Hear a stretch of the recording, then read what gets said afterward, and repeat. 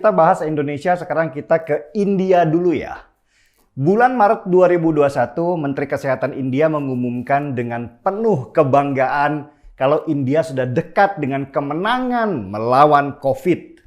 Dia mengambil data di bulan Februari, di mana kasus infeksi di sana rata-rata 11.000 kasus. Jauh di bawah tahun lalu yang mencapai 93.000 kasus. Kabar dari Menteri Kesehatan India ini disambut dengan penuh kemenangan oleh masyarakat India yang berjumlah lebih dari 1 miliar orang itu. Mereka kemudian melepas maskernya dan mulai menghadiri banyak kegiatan, berkumpul dengan orang banyak. Kita masuk pada fase herd immunity, kata mereka. Herd immunity adalah keyakinan dari sebagian orang kalau virus tidak akan menyebar jika dalam sebuah kelompok sudah banyak orang yang kebal. Dalam arti sederhananya, cuekin ajalah virusnya, ntar juga mati sendiri. Dan itulah yang terjadi. Ketika ada festival keagamaan umat Hindu, jutaan orang datang dari segala penjuru dan menuju satu titik yang sama, yaitu Sungai Gangga di India. Media menyebut ada 5 juta orang yang kumpul di sana. Mereka pasti nggak pakai masker dan tidak menjalankan protokol kesehatan. Buat warga India yang datang ke Sungai Gangga, COVID akan disembuhkan oleh dewa mereka. Rakyat India sangat percaya bahwa Sungai Gangga adalah ibu mereka yang akan menyembuhkan segala penyakit termasuk menambah rezeki mereka. Dan selesai pesta keagamaan itu, meledaklah COVID varian kedua di sana.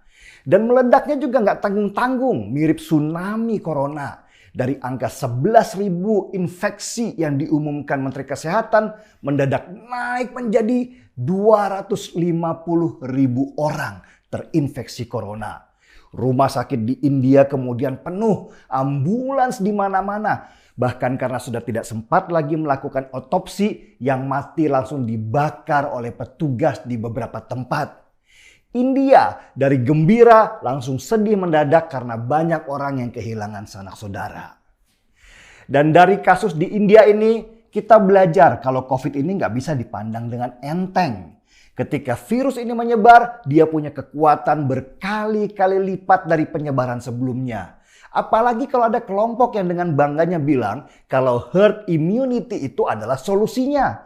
Seperti di India, ternyata pemikiran seperti itu tidak menyelamatkan nyawa mereka. Itulah kenapa pemerintah kita melarang mudik tahun ini. Dan larangan kali ini benar-benar keras karena seluruh moda transportasi mulai dari darat sampai udara dibekukan selama beberapa hari. Kenapa sih harus dilarang mudik? Karena mudik itu adalah peristiwa besar untuk orang Indonesia, mirip dengan orang India waktu mereka menghadiri upacara keagamaan. Jutaan orang dalam waktu yang bersamaan akan bergerak menuju satu tujuan, bercampur dengan yang lain, dan sudah pasti nggak ada jarak dan masker juga pasti akan dilepas. Nah, kalau itu terjadi, mungkin kita gembira ketemu keluarga karena sudah lama nggak jumpa. Apalagi ketemu orang tua sambil makan makanan yang biasanya terhidang setahun sekali kalau ada acara. Habis itu jalan-jalanlah ke tempat hiburan sambil bawa anak-anak liburan. Tapi yang terjadi sesudah itu bisa mirip dengan apa yang terjadi di India, yaitu tsunami corona. Bisa banyak orang yang kehilangan keluarga dan kita harus mulai dari nol lagi dalam melawan corona.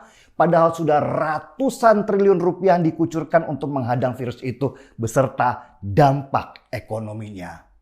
Di India sekarang sudah berlaku jam malam untuk mencegah penyebaran corona. Masa di kita juga harus begitu? Ada jam malam sehabis libur lebaran. Ekonomi kita bisa anjlok lagi.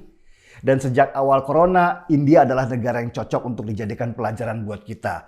Ketika India lockdown, kita akhirnya melihat betapa sengsaranya ekonomi mereka sehingga kita tidak melockdown negara tetapi menerapkan konsep pembatasan sosial.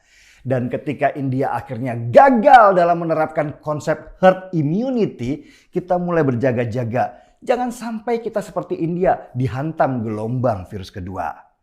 Lebih baik sementara ini kita lebaran di rumah saja lah ya. Tahan diri dulu dan bersabar. Kita juga tidak ingin menularkan orang tua kita yang daya tahan tubuhnya pasti lebih lemah dari kita. Virus yang bisa mengambil nyawa mereka. Bertemu mereka dan maaf-maafan lewat video call juga bisa. Nggak mengurangi nilai spiritualnya kok. Teknologi ada untuk memudahkan itu semua. Dan untuk semuanya, semoga tetap sehat. Dan jangan lupa, masker jangan dilepas ketika kita ada di luar rumah. Apalagi ketika kita ada di dekat kumpulan orang banyak. Selamat menjalankan puasa. Nanti sesudah buka, kita seruput kopinya. Markimas, mari kita pakai masker. Nggak pas ya?